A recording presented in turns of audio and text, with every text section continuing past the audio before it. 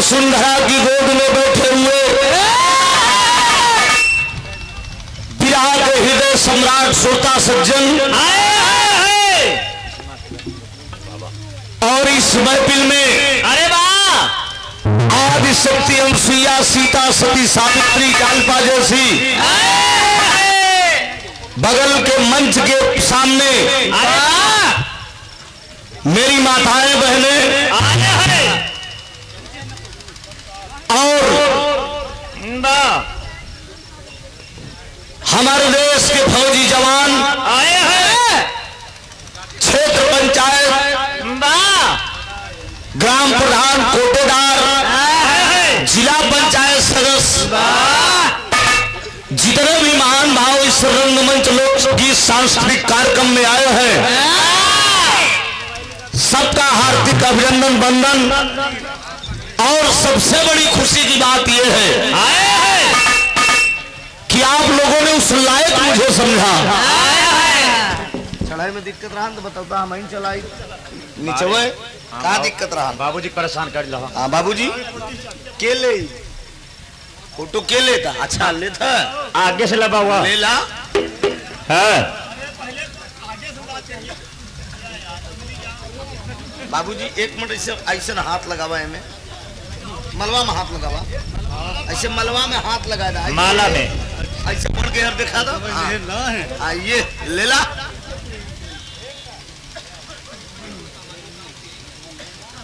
हो गया ठीक पड़ा बाबूजी का नाम आराम से आपके पिताजी कायदे से उतारिए कायदे से क्या नाम है सुगनू राम सुगनू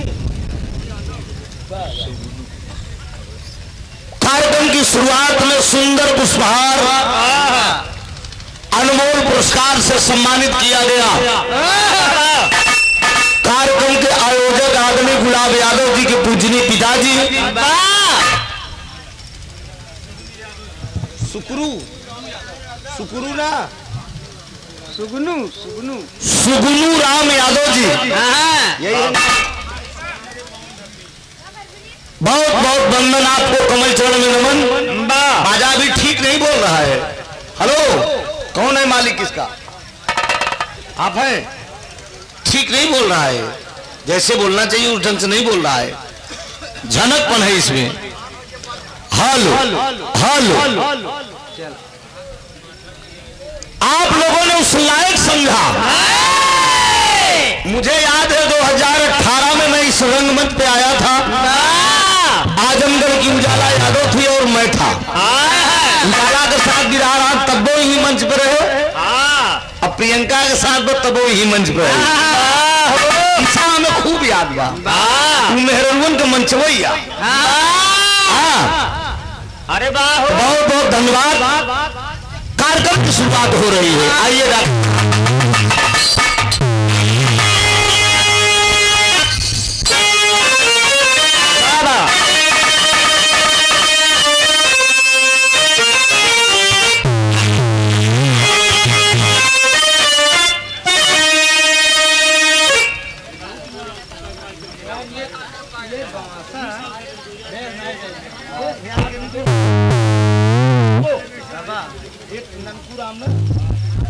अच्छा ये ननकुराम शर्मा जी आपका भी ऐतिहासिक मंच है। 2018 में आपके भी मंच पे मैं आया था। हमें लेडीज का नामों याद बा ना उजाला नहीं रही यार क्या याद रखे हुए आप लोग। हमसे पूछा भदोही की सुषमा सरगम थी इस मंच पे उजाला थी। 100 रुपया बहुत बहुत वंदन अभिनंदन। आइए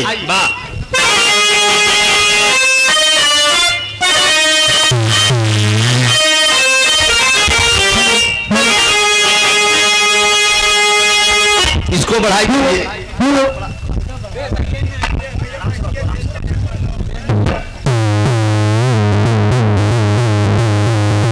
बस बेटा अब सही ना जिया लाल बढ़ाए तो छल्ला ज्यादा पसंद करा था अगला ठीक बा हूँ। आगे ठीक हो ना? चलो आप ठीक हो ना बेटा?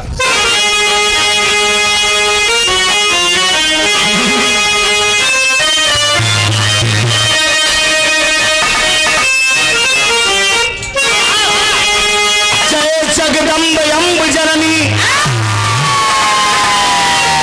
अब ज्ञान बुद्ध की दाता जी, अरे शरण तुम्हारे जो कोई आप, अब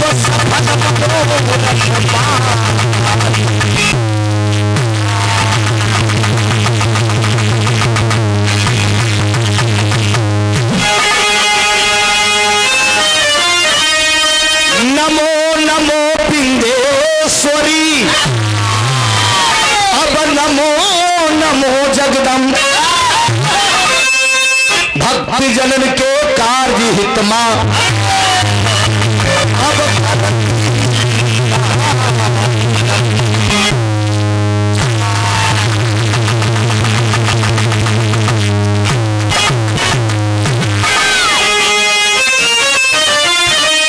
गुरु वशिष्ठ लग जाई के, ए भैया राम भय रघुवीर, संदीपन लग जाई के, अब कृष्ण भय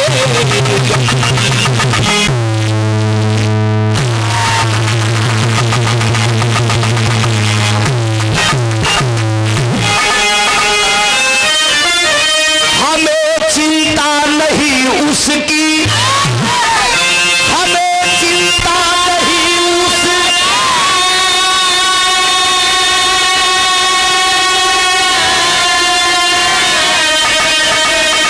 अरे उसे चिंता हमारी, अरे मेरी पतवार का रक्षा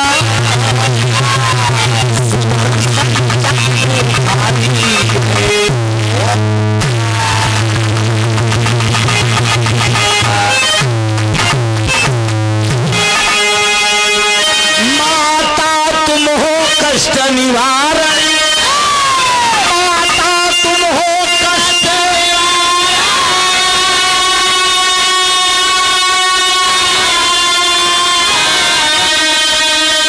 ए माई है दरल जुगनू, सरनाम हुए तुम्हारे,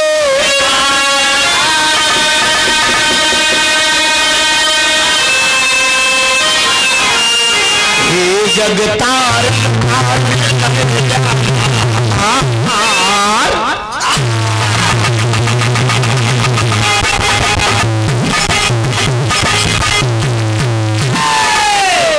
आज इस शोर हो रहा भैया। आराम से भैया भैया भैया आराम से, दुकानदारी न खराब करा, आस्ते आस्ते आनंद लाभ सब। आज इस बरमवीर बाबा का वार्षिक श्रृंगार के उपलक्ष्य में ये लोकगीत सांस्कृतिक भैया राजा वाले ऑपरेटर साहब साफ नहीं बोल रहा है, मोटा बोल रहा है, मोटा बोल रहा है, पतला करिए, क्लियर एकदम एक एक बात स्पष्ट हो ना। पीछे तक बराबर। हेलो हेलो और पतला करिए, इसको पतला डाल दीजिए, एकदम साफ लगेगा। हेलो जीरो के बीच में को रखिएगा, ठीक है? गेम से खोलिए। हेलो हेलो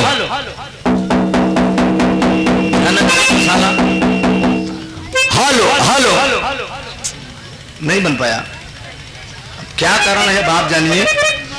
हेलो बरमवीर बाबा के वार्षिक श्रृंगार पे लोकगीत सांस्कृतिक कार्यक्रम का आयोजन रखा गया। दो कलाकारों के बीच में भदोही जनपद से चलकर आई यहाँ की उभरती कलाकार गावे वाले जेकर उम्र केवल 17 साल का बा। हेलो तो 40 साल। हमारा ध्यान कहाँ है? पगड़ी बांध के कहाँ खोई हुई हो? इधर रखो। जेकर उम्र ये 17 साल बा वो बतावत है कि हम मानी 17 बरमुआ 40 साल का। अभी आपको पता नहीं मर्द और घोड़ा कभी बुढ़ा नहीं, केवल देख रेख खाली देख रेख ठीक हो चाहिए। खान पीन तगड़ा हो खान पीन कोई कहेगा 40 साल का? नहीं, कोई नहीं कहेगा। कहे तू हम पैदा भरे तो तू देखे गए हूँ मैं। हाँ के मार दिन की तरफ सोहर का भाई एम्बुलेंस से ही लग गई रहे। आइए माँ के दरबार में चलते हैं। मन की तरंग मार लो बस हो गया भजन, आदत बुरी सुधार लो बस हो गया भजन। आदत सुधारे में लगा बेचारा आजकल। मास्टर साहब आइए माँ के दरबार में चलते, 2 लाइन बच के आ जा।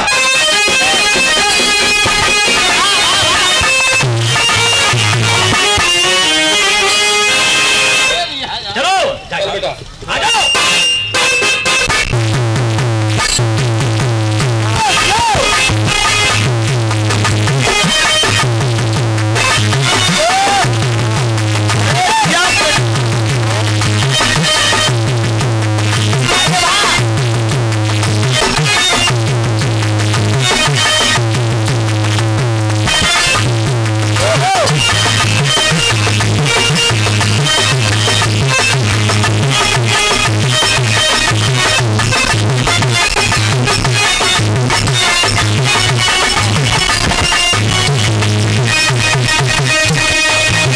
बड़ा सुंदर गीत का इशारा हो लगे था। भोजपुरी का लाइन हो, कैसे मोबाइल नंबरिया बताई,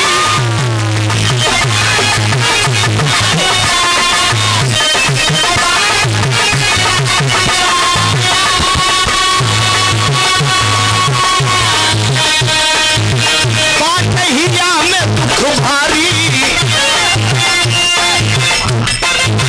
बात हिया में दुख भारी, ससुरारी में दूसरे यारी दुलारी।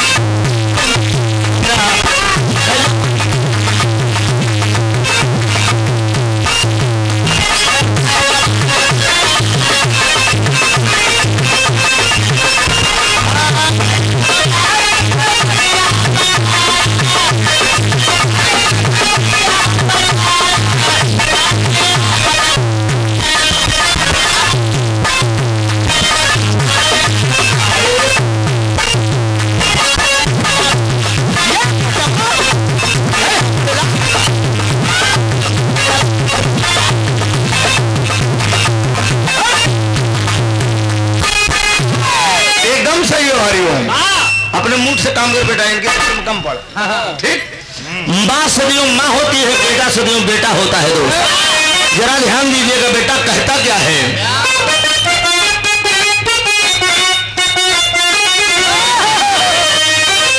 अम्बे जोगिनिया तोहरे पीड़ा में रगिया,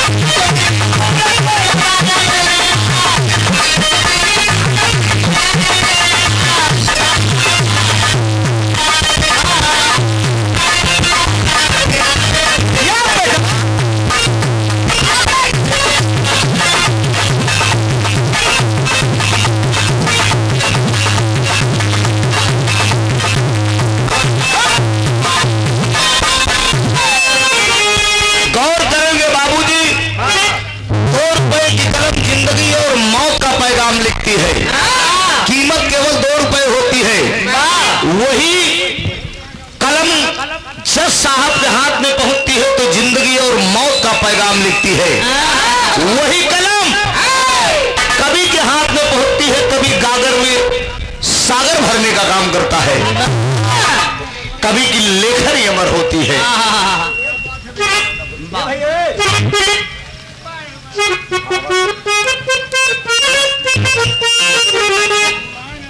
हमें डायरेक्ट दे देवे करे कम सुन पावत थी।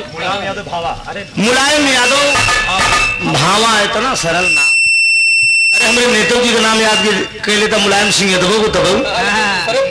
हाँ लेकिन पार्टी अलग ही है ना, तो कहाँ से याद रख गया। हाँ मुलायम सिंह यादव आप भावा से 100 रुपया का पुरस्कार, बहुत बहुत प्रणाम, आशीर्वाद की इच्छा है दोस्त। अंतरा में ध्यान दीजिएगा आप सब। महिषासुर मर्दनी काली कपाली, महिषासुर काली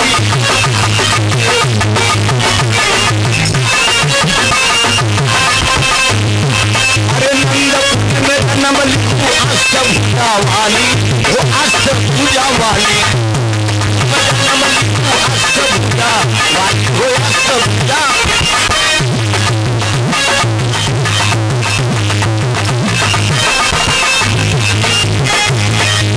तू ही बन बसिया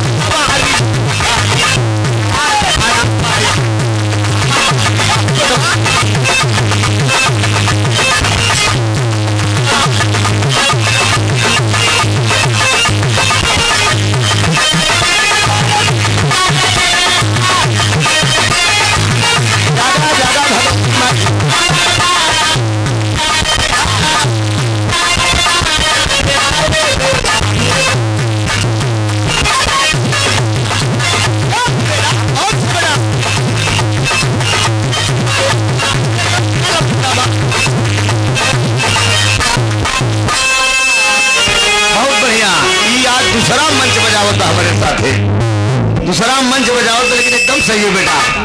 दूसरे अंतरों में कहना है दोस्त, जरा ध्यान दीजिएगा। सदैव माँ होती है, बेटा सदैव बेटा होता। अंधेरे का आँख बुढ़िया के काया,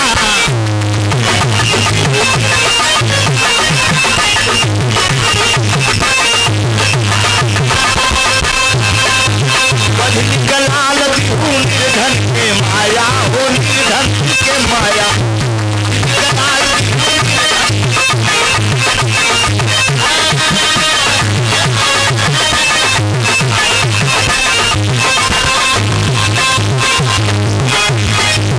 पापी का तो है अब माये गिरवलू,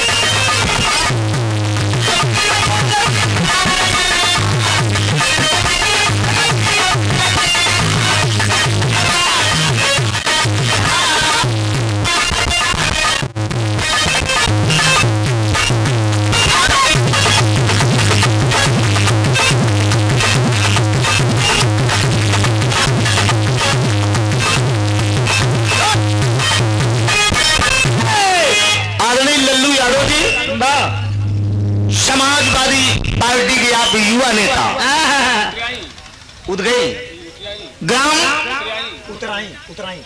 उतराई की धरती से 100 रुपया का पुरस्कार, बहुत बहुत प्रणाम हूँ, आशीर्वाद की इच्छा है दोस्त। विनोद कुमार चतुर्वेदी, पुलिस चौकी इंचार्ज बरेली की धरती से।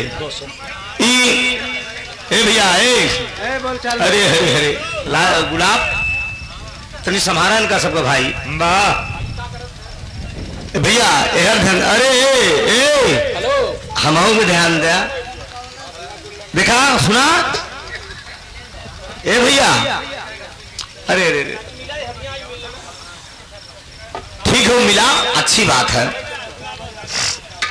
चला जाए तो कहूँ न कहूँ मिलिन जाती। भैया शांति बनावा यार, देखा है गरमाना काली टी शर्ट बड़ा बढ़िया मनाई तू है यार, इतना अच्छा लगा था। हाँ भगवान को तुम कितना बढ़िया तुम्हारा मुंह है, देखा कितना अच्छा बोला है। हाँ 200 रुपया का पुरस्कार, बहुत बहुत प्रणाम साहब को, कमल चरण में नमन है, आशीर्वाद की वृक्षाम सब छोट मोट कलाकार है बाबूजी, आप सबको चरण को धूल है। ऐसे तमाम हमका लोग ऐसे मिलत रहा थी, ऐसे हर बार निपटा के निकल रही थी। आखिरी लाइन है, मैं किस खानदान से हूँ दोस्त, कछुक दिन बीत गया गावत मुहे गाना। बाबूजी धीरे धीरे कई वर्ष गुजर गया, मुझे बिरहा गाते 26 साल का सफर गुजर गया बिरहा में, पता नहीं चला बाबूजी। पंच परमेश्वर जनता जनार्दन हमें पता न हो, गांव के बाद छोड़ा हम जिला नहीं बता सके कितने जिला में हम बिरहा गाइड है और कहां कहां टहर के गाइड है, कितने गवैया से गाइड है। ये आप सब की देन है, आप ही सब हमारे पूज्य हैं, देवता स्वरूप है। हम मैं किस खानदान से हूँ दोस्त, कलाकार बताता है। भुल्लू दादा तज के गईले वतनमा, तज के गईले वतनमा,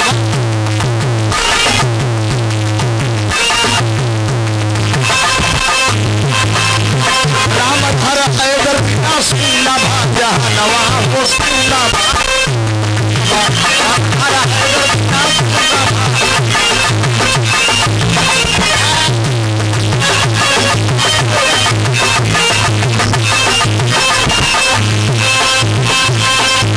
राजा रामपाल छोड़ गई नगरिया,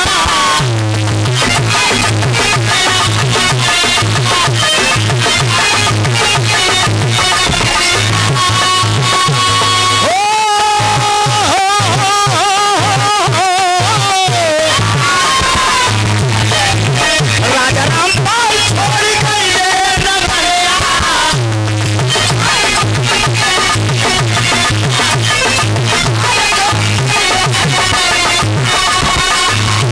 अरे धुवन बना बाया नारी, अरे धुवन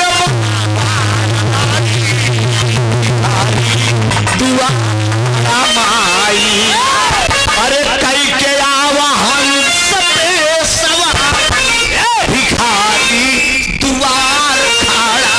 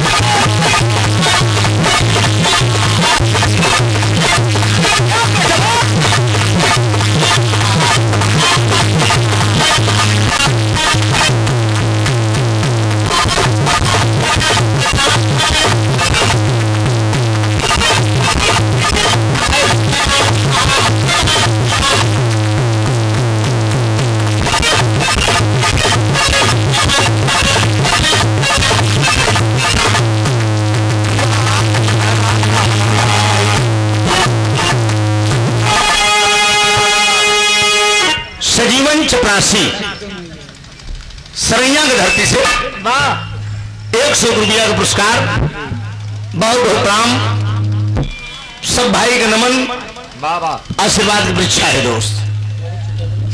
छुट्टा लेगा तो बोलोगे। अच्छा अब हम बोलोगे ना ना, अबे दुकानदारी कम भैया है और ग्राहक आवे दे और वो है तो छुट्टा बड़े आया हाँ लिया बा तब हरदम तब हो जाए हम काम दा कितना बोली बोला। अरे यार है ये नहीं जब कहा थे ग्राहक ही नहीं उतना आए हैं फालतू है बेमतलब के। अब कम दुकानदारी भर रहे छुट्टा नहीं मिलेगा। चला भैया अब नहीं बोतना अब और हो जाए सब आया अब ये छुट्टा दो बार हम खाली है ये मास्टर साहब। हाँ जा लगो बैठा कहूँ आराम से। हाँ माई के वंदना हो गया और से आनंद ले आप सब। हो गई पूरा डेकोरेट बलम करिया ऊपर नीचे से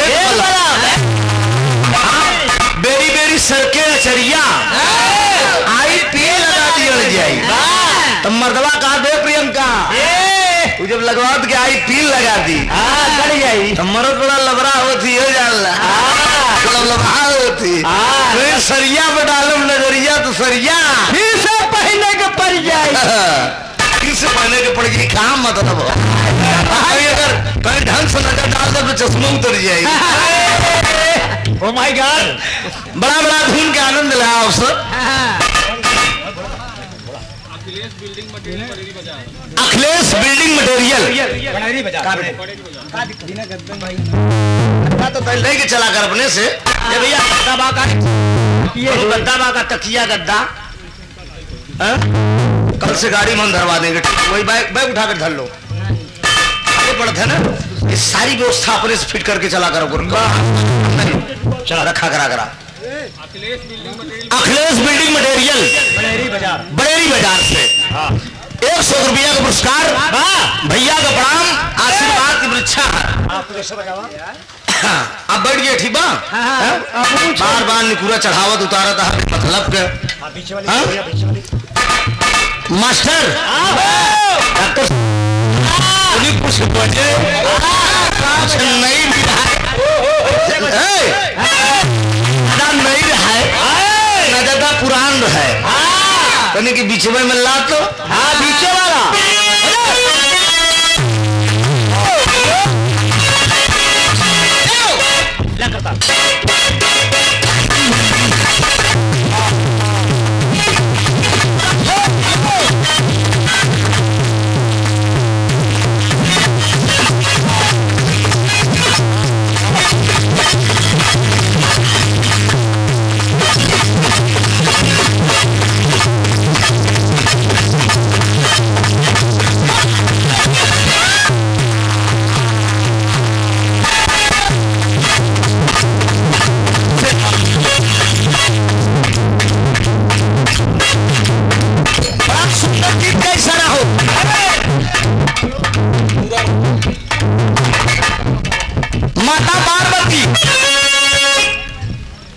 माता पार्वती सहेली भगवान भोलेनाथ से मजाक करते सब का कहा थे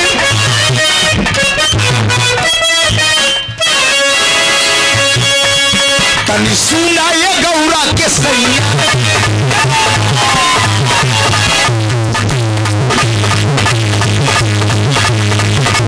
सुना ये गौरा के सैया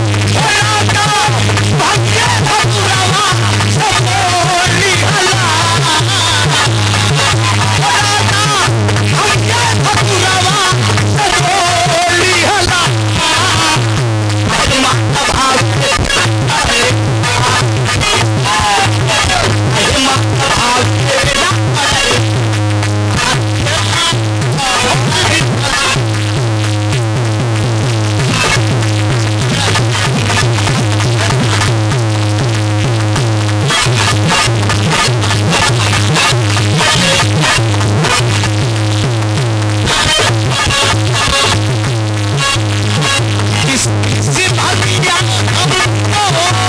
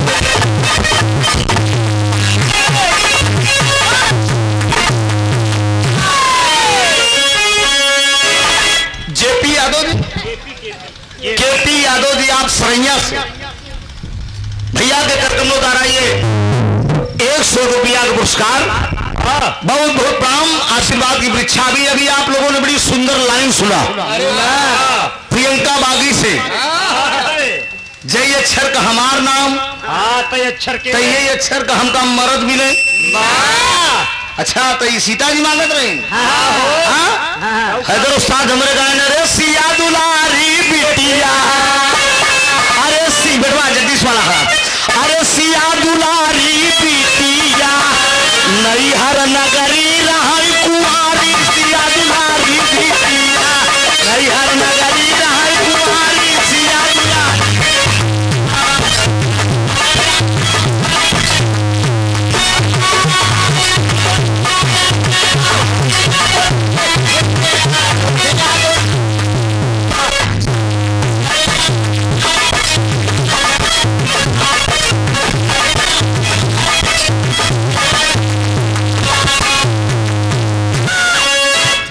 क्यों हाथी, क्यों घोड़ा, क्यों जतोला, ये सीता कुंवारी है, उस समय का ये भाव है।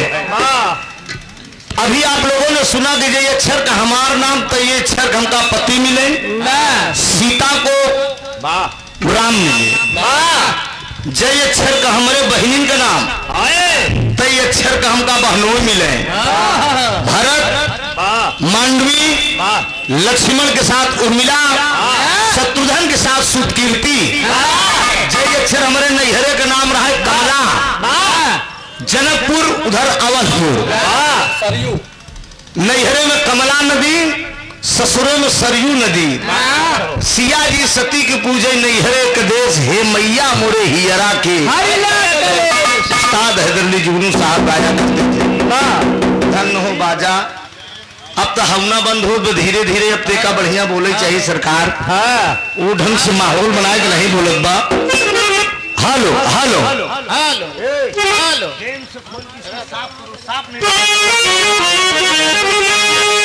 नहीं रहा है, चल ढंग से।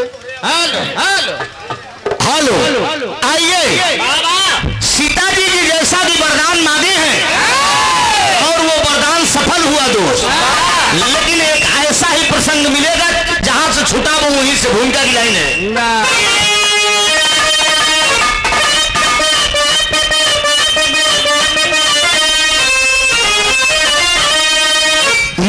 जनक की प्रतिज्ञा भी पूरी हुई, शिव धनुष तोड़ा हंसकर श्री राम ने, ब्याह मंडप में विधिवत सिया का हुआ।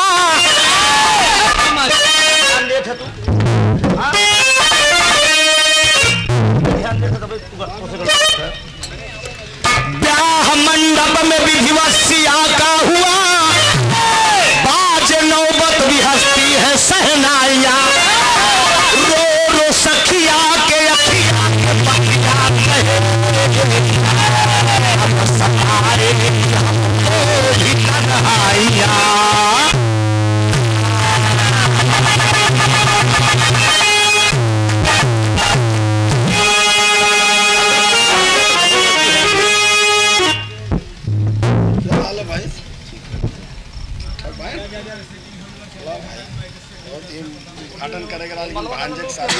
अच्छा अच्छा, हाँ बताए तो थे जिला पंचायत सदस्य। जी जी,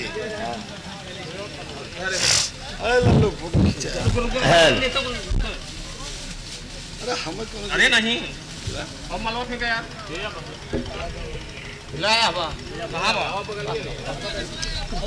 अरे नहीं लेता एक ही आप खींचे।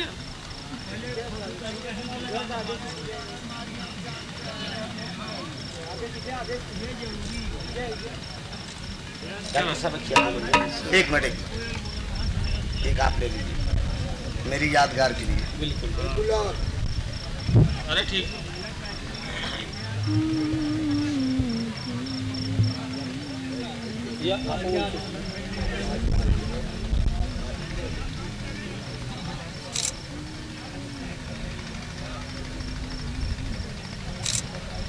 चलिए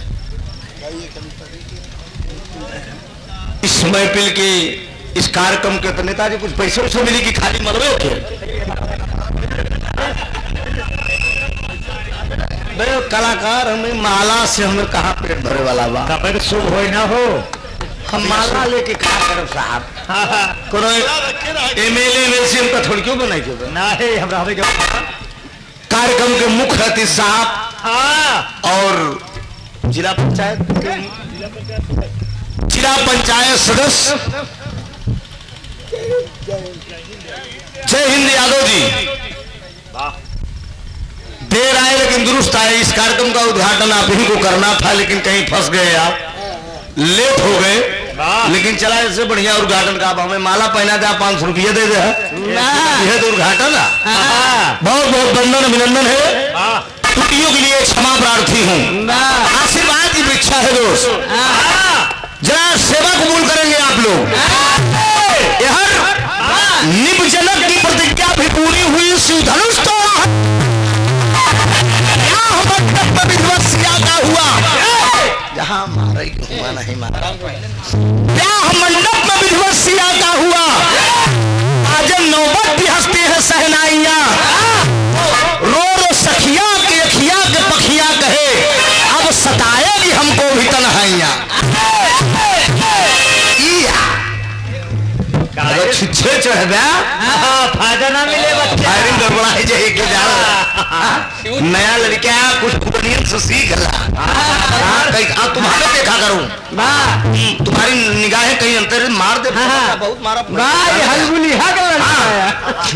हलगुलाए के पैदा भरान ना। ए बाबूजी एक ही कवाली का भाव है डॉक्टर साहब।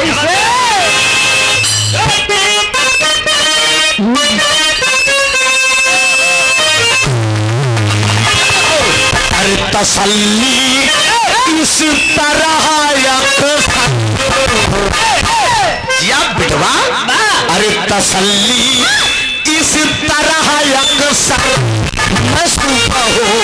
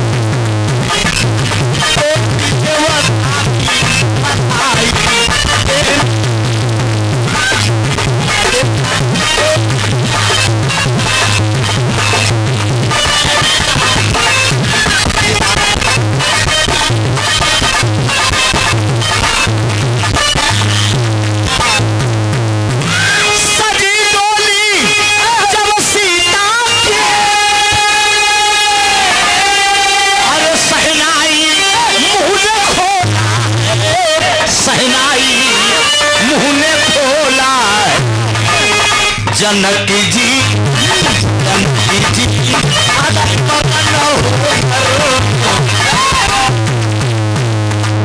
आराम से बेटा हमका समझाया। हर बेटी का बाप सोचता है कि मैं कितना धन अपनी बेटी को देकर शादी कर दूं। कई बार जान ला बाबू जी बिटिया वाला सदियों बेटी का बाप का सिर ऊंचा होता है, वो राजा होता है। अब बेटा का बाप बाबूजी फकीर होता, मुंह खोल के मांगता है दोस्त। देने वाला राजा होता है और लेने वाला भिखारी होता है दोस्त। ये बात ध्यान दे बाबूजी, लगा बेटा दूल्हा की रहेगा, इस बात को याद रखना है आप। अति महान हो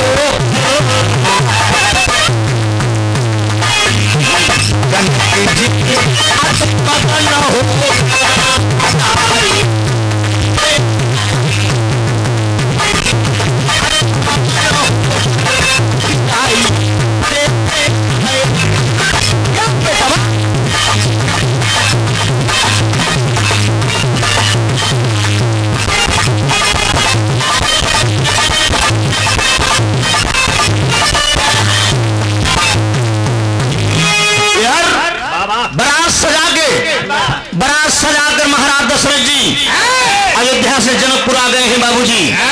तमाम सीता की सखियां एकत्रित हैं और देख रहे हैं सब, अरे वाह सीता जी का मतलब मर्द है, प्रभु राम है, सांवली सूरत है दोस्त, और प्रभु कितने खूबसूरत हैं।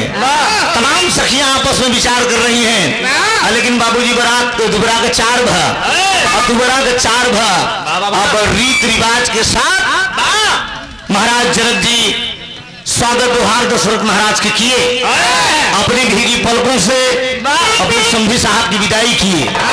महाराज जनक जी भीगी पलकों से महाराज दशरथ की विदाई किए। अब विदाई करने के बाद जब सीता जी जनकपुर से अवधपुर आती है दोस्त, तो उस समय का भाव में कितना जो है, अरे मैया मोह से चला नहीं जाऊं। उस्ताद का बताएंगे हैदर अली साहब, जुगनू साहब कराई है डॉक्टर। अरे मैया मोह से चला नहीं जाऊं, अरे मैया मोह से चला नहीं जाऊं, तो मंदिरवा चला नहीं तो मंदिरवा।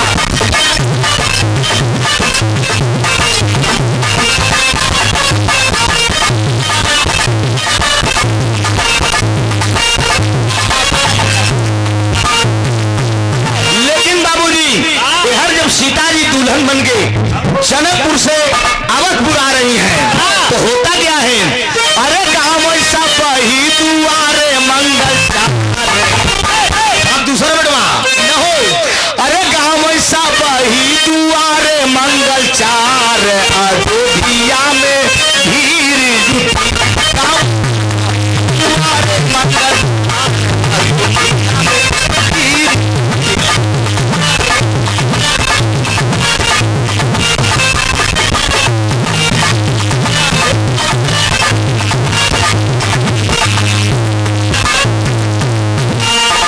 दुल्हन करेंगे खाई सब ही गई सिया तो पर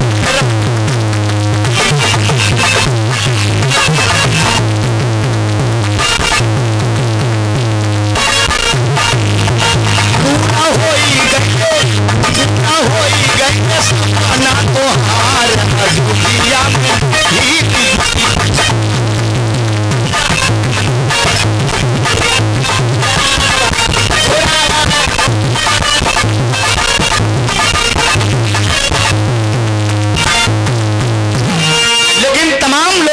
बाबूजी मुंह दिखाई दे रहे हैं, सीता जी को तमाम लोग मुंह दिखाई दे रहे हैं। हर ससुराल में सीता जी अयोध्या में पहुंची हैं, हो का बाप कहे मात सुमित्रा कंगना दी कह के कना भवन राजा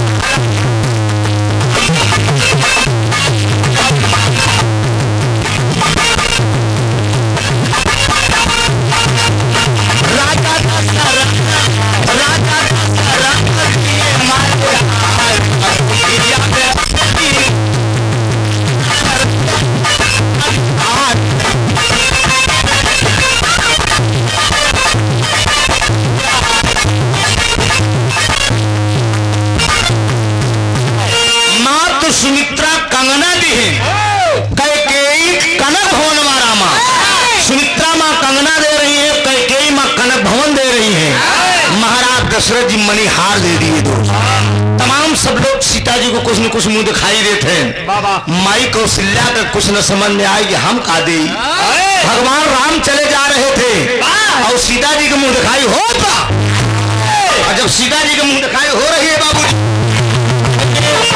माई कौशल्या सोचते कि हम का दे मुंह दिखाई में। भगवान राम चले जा रहे हैं, वही माई कौशल्या बुलाई बेटवा हिया और जब आती है भगवान राम आए तो कौशल्या माँ कर क्या रही है बाबूजी? रामचंद्र के हाथ पकड़ के ले गई तो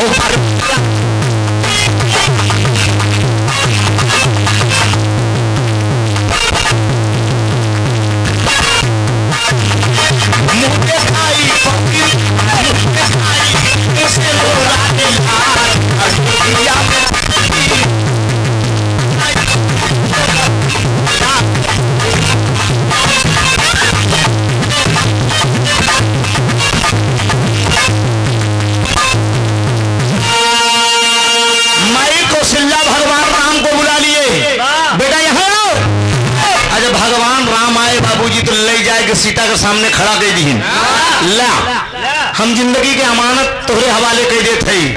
सीता जी वादा करत कि माई ई तोहार जिंदगी भरे के अमानत। कहाँ देख रहे तोहार जिंदगी जोन लपेटुआ हरंग के साथे आदत खराब मारब ससुर ने। हाँ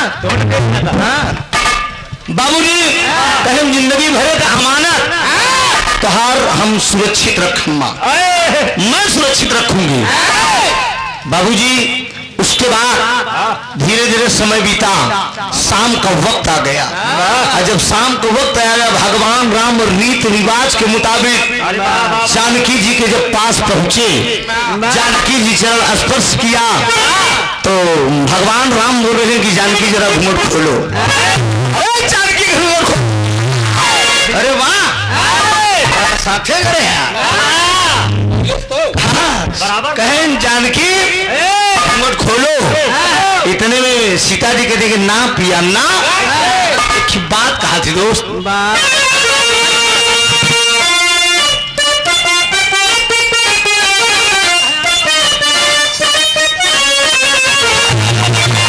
अरे पंचतत्व के आई महान बाबूगा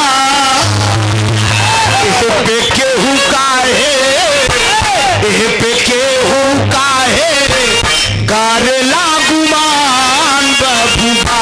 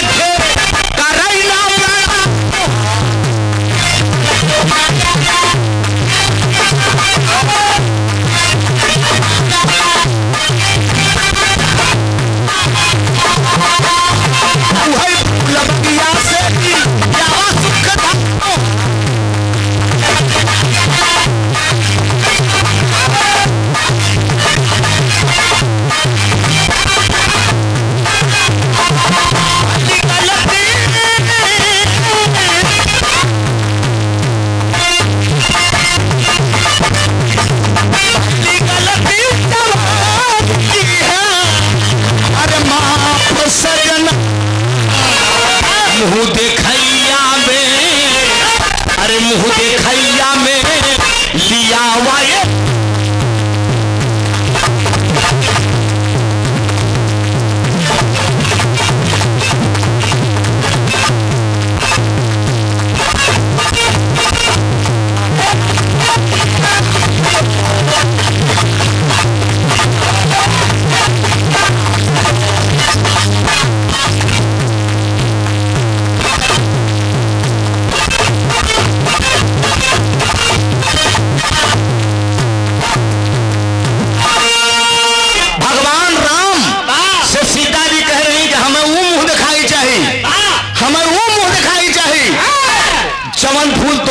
नतमस्तक न हो, नमस्कार न करे, हमें वो फूल चाहिए। भगवान राम सोचा था कि मैं दुनिया का मालिक हूँ, मैं दुनिया का मालिक हूँ।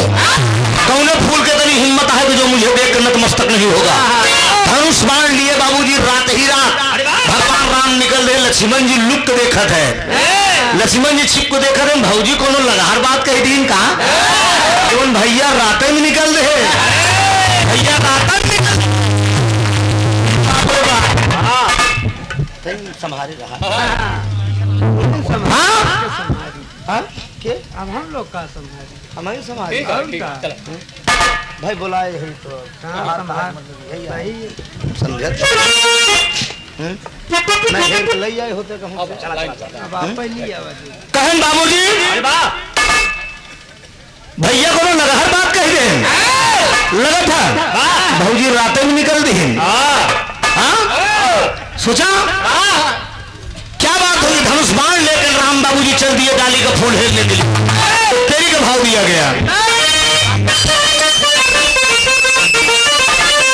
अरे सियाज मुंह दिखाई मगली, अरे तलैले सारी में जबकि राखुराई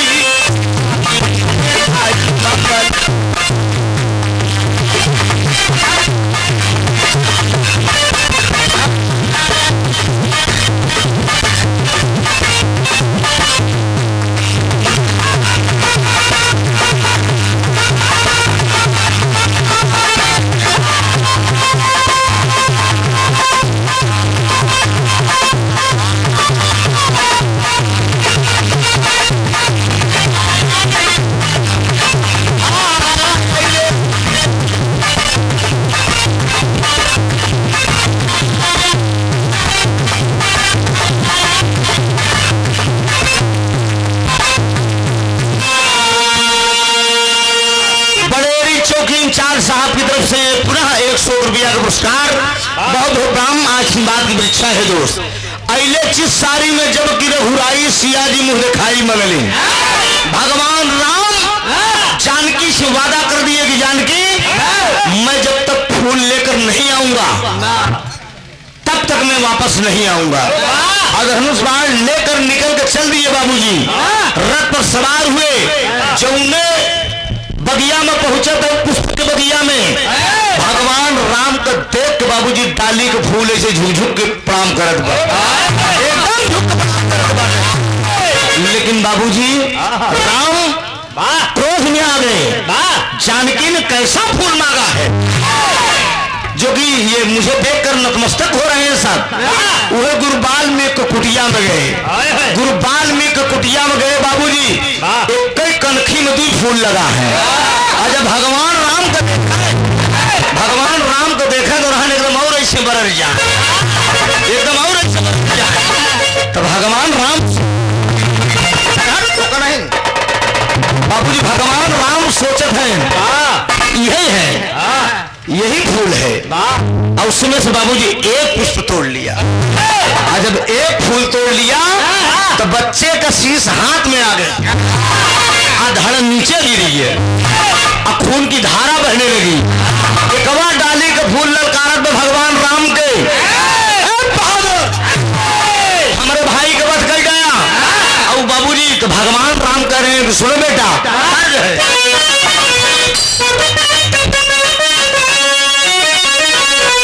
अरे छोटा सा नजराना, अरे छोटा सा नजराना, पिया लौट के घर आना, या लौट के अब लाना पिया याद रखोगे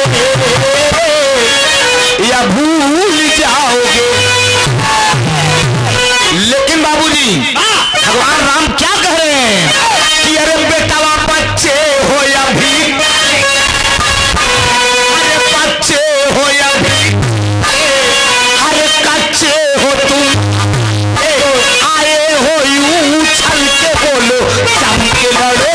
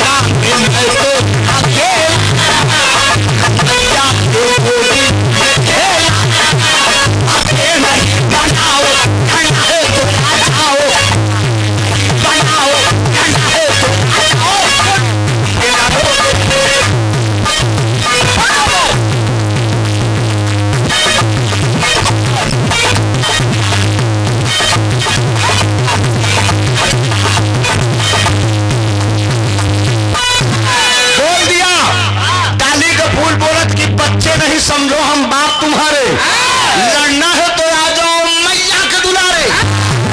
कहा सुना देखैन में लड़ी क्या है, हम डाली का फूल है, हम समय आए तो अपने गुरुजी के आशीर्वाद से लड़की बन जाई थी। हमारे भाई के बात करे हाँ हमारे गुरुजी के आवे जा बहन तोहार बताई तो भगवान राम दुनिया का मालिक सिसक सिसक के रोने लगे कि बाप रे बाप ये डाली का फूल हमें ललकारत बा। बाबूजी इतने में डाली का फूल ललकार रहा है, भगवान राम रथ पर बैठ कर रो रहे हैं। तब एक चमत्कार हुआ, आल्हा का भाव है। अरे डलिया का फूल सुनिला, अरे डलिया का फूल सुनिला, ओ लैला का बतिया रे भैया।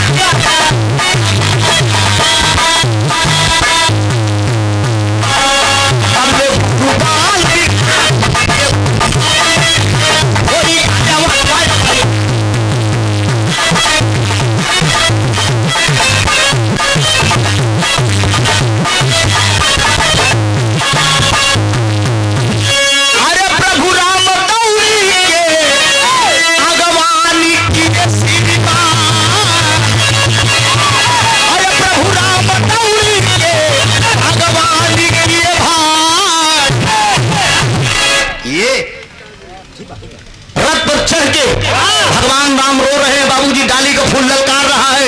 इतने में गुरु वाल्मीकि का आगमन हुआ। जब गुरु वाल्मीकि का आगमन हुआ तो बाबूजी प्रभु राम दौड़ के नतमस्तक होना चाह रहे हैं वाल्मीकि। इतने में बाबूजी डाली का फूल बोल रहा है, गुरुजी क्या है आप श्रीमान जी को आप जानते हैं? कहें हाँ बेटा मैं जानता हूँ। हमारे भाई के बत कह पड़ोस इस तरह से बात नहीं की जाती। क्या यही शिक्षा तुम पाए हो? बोलो। ये तुम्हारे पिता हैं, इनसे तुम प्रणाम करो और गलती मानो, चरण स्पर्श करो। कहें हमारे पिता हैं? कहें हाँ। कहें तोरे भैया को तोरे माता जी याद करे हैं। उठाए के बाबूजी जो बच्चे का शीश गिरा हुआ है, उठाए के गुरु वाल्मीकि भगवान राम को दे रहे हैं। फूल बनी के दोस्त, फूल बने के बाद प्रभु राम बड़े आदर के साथ लेकर बाबूजी सीता के पास आ रहे हैं। एक बार डाली के फूल बोलत बा कि हमार भैया कहाँ जाते हैं? कहें तोहार भैया तोरे माता जी के पास जाते हैं। ले आए के कहें समय आए तो बेटा कहें हम कब जाप? कहें समय आने पे तुम भी जाओगे, जरा गौर करेंगे बाबूजी। वो लड़का कवन रहा जो फूल ले आए के सीता जी के मुंह दिखाई में भगवान राम दिए। समय आया वही बेटा जाकर बाबूजी लौ के रूप में रहा। सीता जी लंका से जब वो वापस आती है अयोध्या में, तो एक जब भगवान राम राजा बने, राजा बने के बाद एक दिन बजरंगी जी से बोले, गाना भी एकदम करीब है, बजरंगी जी से बोले कि तनिक जाए के देखा हमार प्रजा हमसे खुशबा की नहीं। तो बजरंगी जी रात में टहरत रहे तो खाली दुई प्राणी टकरान रहे, धुबिया और धुबिया। धुबीवा अपने मेहरुआ कहा हम राम है, रावण चुराई ले गए तब वो अपन मेहरारू रख ले हैं, तोहका तो लाई गया तो एक जान लग भी हम रखी ना पाओ। अरे बाप रे बाप, आज के बजरंगी जी राम प्रभु राम से बताए कि वो धोबिया और धुबिया टकराना है। कहीं प्रमाण नहीं मिला था, कहीं कहीं प्रमाण मिला था। राजा भगवान राम की एक बहन थी जिसका नाम था शांता।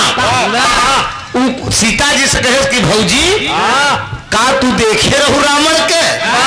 एक झलक देखे रहे, कहीं चित्र बनाई दे, वही चित्र बनावत रही, बना हुआ चित्र सीने से लग गया था। नींद आएगी सीता जी के राम को लिया के दिखाए, शांता राम को दिखाई। कहें तुहका नहीं मानत, जब श्रीलंका में गई रमणवा का मानत।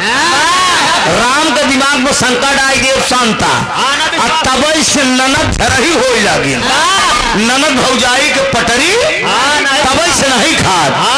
भगवान राम प्रतिज्ञा कर लिए हो, उस समय करते के है तर्ज कराइन बा सरनिया वा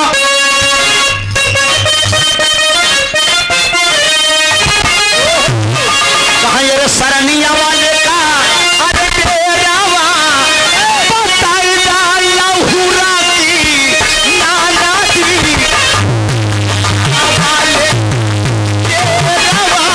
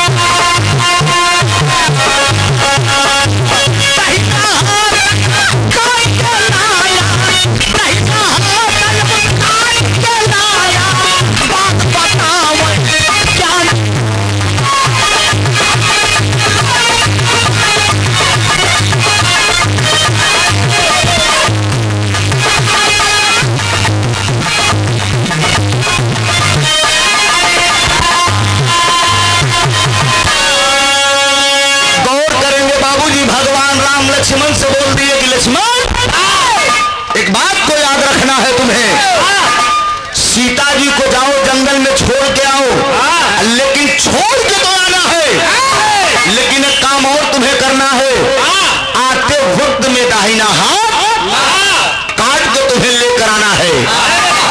लक्ष्मण सोचे तो छोड़े के तो ठीक बा, लेकिन दहिना हाथ जवन काटे के कहा थे नहीं है गड़बड़ बा।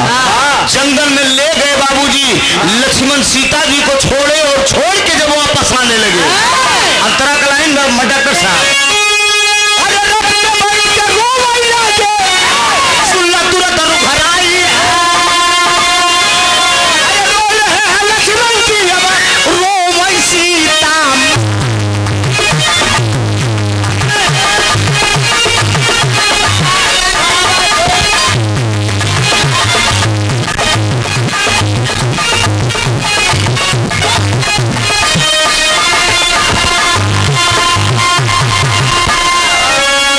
लक्ष्मण जी रथ पर बैठ कर रोने लगे।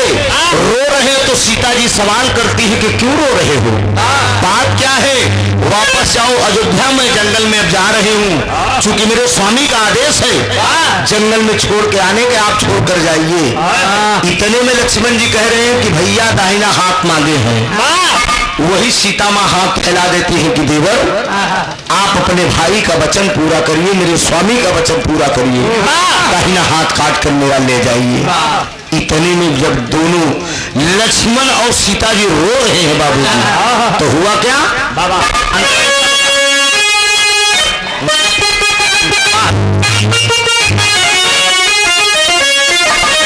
रुदन सुने, अब पुष्कर माचे प्रगट तुरंत होई।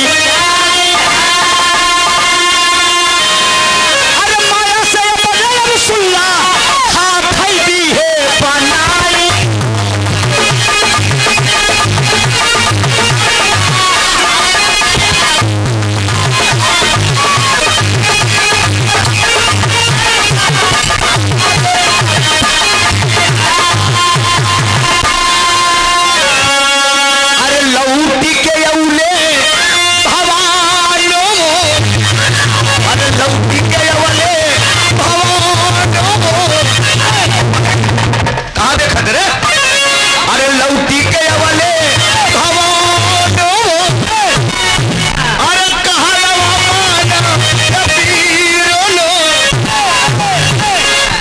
उसी के दौड़ा मैं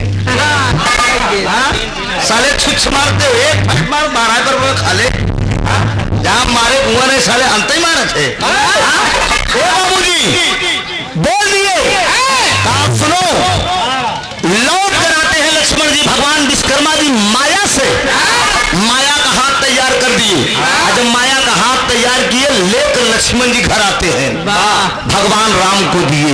भगवान को राम को जब दिए तो भगवान राम से लक्ष्मण जी एक सवाल करते हैं कि हर युग में आप बड़े हुए हैं, चाहे सतयुग हो चाहे त्रेता हो, आने वाला युग जब द्वापर युग लगेगा, द्वापर युग में आप छोटे होंगे और मैं बड़ा होंगे, इसलिए कि बड़ों का कहना सब दिन छोटा वाला मानता है। तो भगवान राम बोले कि जाओ ऐसा होगा। वही द्वापर युग में वही लक्ष्मण जाकर बलदाऊ हुए, वही पुरुषोत्तम मर्यादा राम आनंद कंदो 16 कलापूर्ण भगवान कन्हैया हुए। लेकिन बाबूजी आगे की बात वहां गई, जंगल में जब सीता जी रो रही है, रुदन सुनते हैं बाबूजी, गुरबाल में उसी जंगल में भ्रमण कर रहे थे, लिवा गए अपनी कुटिया पे, समय आने पे एक लड़का पैदा हुआ जिस बच्चे का नाम जाकर लौ पड़ा। गंगा स्नान करने के लिए सीता जी जाती थी, एक दिन लोग पीछे पीछे जाने लगा और इतने में ध्यान में मस्त थे गुरु वाल्मीकि जी, लौ साथ में गया हुआ है। जब ध्यान टूटा तो वाल्मीकि सोच रहे कि अरे लौ को लगता है कोई जानवर खा डाला। वही कुशा उठाए, तुरंत मंत्रोच्चारण करके बाबूजी एक लड़का पैदा कर दिया और कुटिया में वो घूमने लगा। स्नान करके गंगा जी जब आ रही है, लौ साथ में सीता जी आ रही है गंगा स्नान करके, तो वो लड़का लौ भी साथ में आ रहा है। सीता जी सवाल कर बैठती है कि गुरुजी ये बच्चा कौन सा है जो कुटिया में खेल? कहें बेटी लौ है। कहें लौ तो मेरे साथ में गया था, ये कौन है? वही बता दिए कि अरे बेटी अगर वो लौ है तो ये कुश है। कहें बेटी अगर वो लौ है तो ये कुश अहे मारे बाबा बहन पाए साला ध्यान अंत ही देता है। ऐसा कुछ आज कहूँ झगड़ा करे बा मोबाइल पे थोड़ा से गाड़ी गरोज के उसे वही में डिस्टर्ब बाटे। हम कहे छोड़ो ये सब होता जाता रहता है बेटा, वो बात जाने दो, अभी उम्र नहीं है फालतू, उसको साली जो है। बाबूजी बोल दिया, कहा अगर वो लव है ये तो कुश है। लव और कुश की उत्पत्ति हुई और सीता जी कुटिया में रहने लगी। दादा बंधारी कर दिया गया।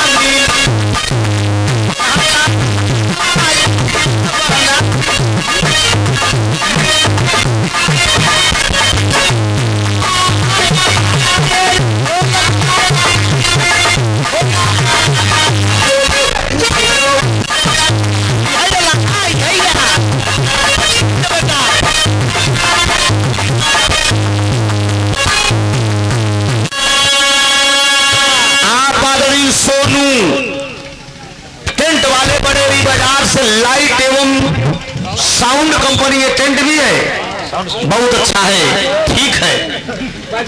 बजबो भैया गया 51 रुपया का पुरस्कार बादाता सुखी रख सब भैया लोग सुखी राम का भैया कहा देसी घिए कई सोहार बना मिली हे भाई पति बरता मेहरारू बना मिली। अच्छा तो पति बरता सब हेरो थे लेकिन अपना पति भरदा है। सीता खोजे थे राम को बनाई नहीं चाहत। पहले अपना अब कांड सुनबे भी है आप सबने बराबर देखते हो। मुस्कान 15 टुकड़ा कई के बड़े मनसोदू को ड्रम में धके ठेल दे नीला वाला ड्रम में। नीला नीला ड्रम नीला ड्रम में धके डाल के सिमट एकदम तो भी रहे और साला चुनैया वाले के चक्कर में चुनियावा का बोल के ओकर मनसोदू फोटो में आप लोग फोटो में आप लोग देखिए मर्द उसका उससे ज्यादा खूबसूरत था।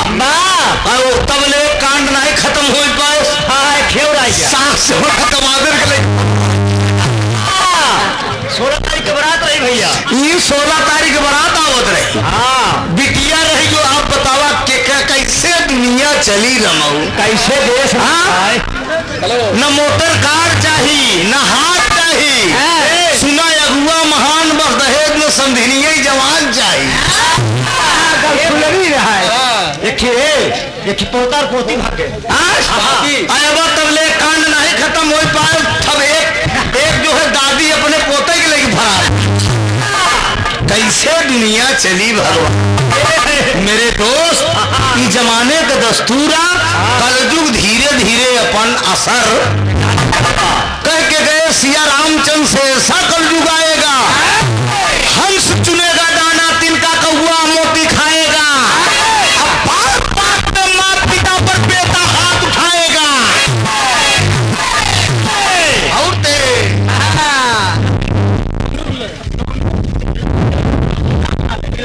सोनू टेंट वाले बड़ेरी बाजार और नीला ड्रम वाले तो पगर है अगर घर में हो तो हटाई दे मेहरारू अगर तेज हो तो हटाई दे मोर भैया संभरीन करा जेकर जेकर मेहरारू तनी तेज टाइप होई अरे राजू चेहरा सोइसे पकड़ में आई जाती मेहरारू मार चपर चल दी बे। तो अपन अपन सावधानी में कमी दिन करत जाए नहीं एक नाई ठोका जावत डर में वो मुस्कनुमा की वजह से न जाने कितना डरम जरूर बाहर फेंकाई।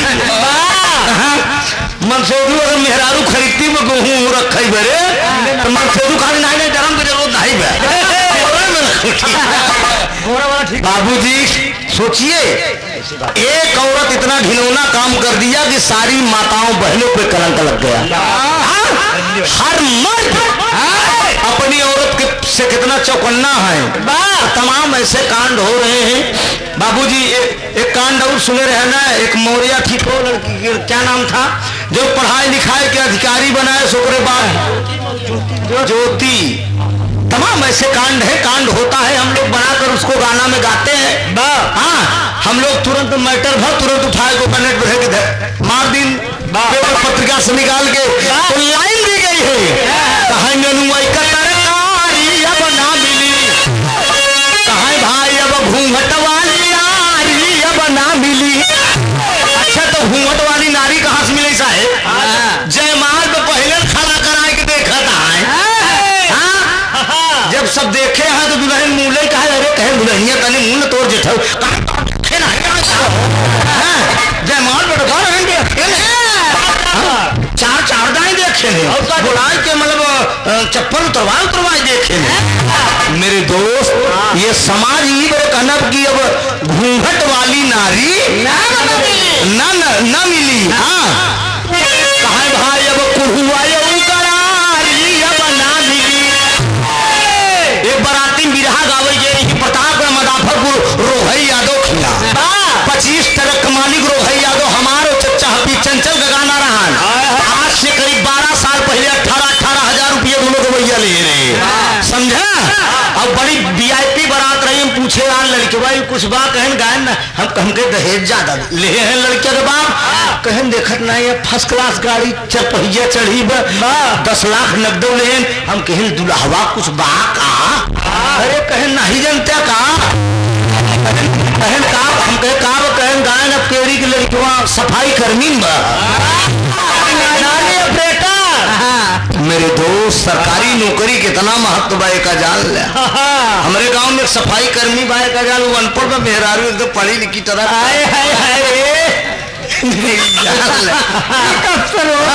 बाबू जी ये जमाना बा का कर जमाना का दस्तूर बा। लेकिन 2017 में भोजपुरी गंगा चैनल पे आप लोगों ने टेलीविजन पे मुझे देखा होगा, दिनेश लाल निरहू अमरपाली हीरोइन, बतासा चाचा संभावना सेठ और मनोज टाइगर तमाम अमरपाली हीरोइन के बीच में मैं था और एक लाइन गया था जिसमें निर्णायक थे आदरणीय विजय लाल यादव और ओम प्रकाश यादव जी। एक लाइन मैंने गाया था,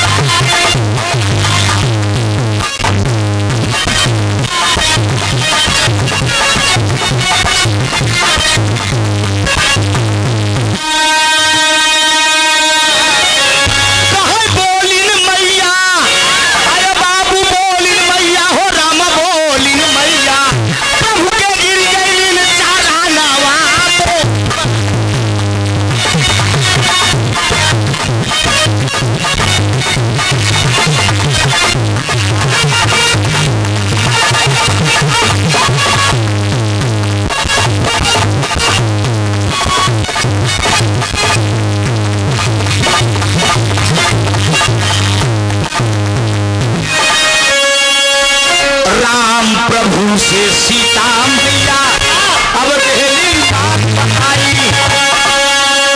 अरे लो और कुछ का सुनला भैया, जन्म दिए नरसाई बाबू बोलिन मैया, छुई के प्रभुवर के चरणवा बोली मैया। लो और कुछ की उत्पत्ति हुई और अगले जन्म में द्वापर में लक्ष्मण जी बड़े हुए और भगवान राम छोटे हुए मुरली मनोहर के रूप में, और लक्ष्मण जी बलदाऊ के रूप में हुए। यही से विवाह मेरा खत्म है। अब नंबर प्रेम का बागी। स्वामी गीतानंद अनंत भय हुल्लुर तक की एक तारी, रामधार हैदर अली जुगनू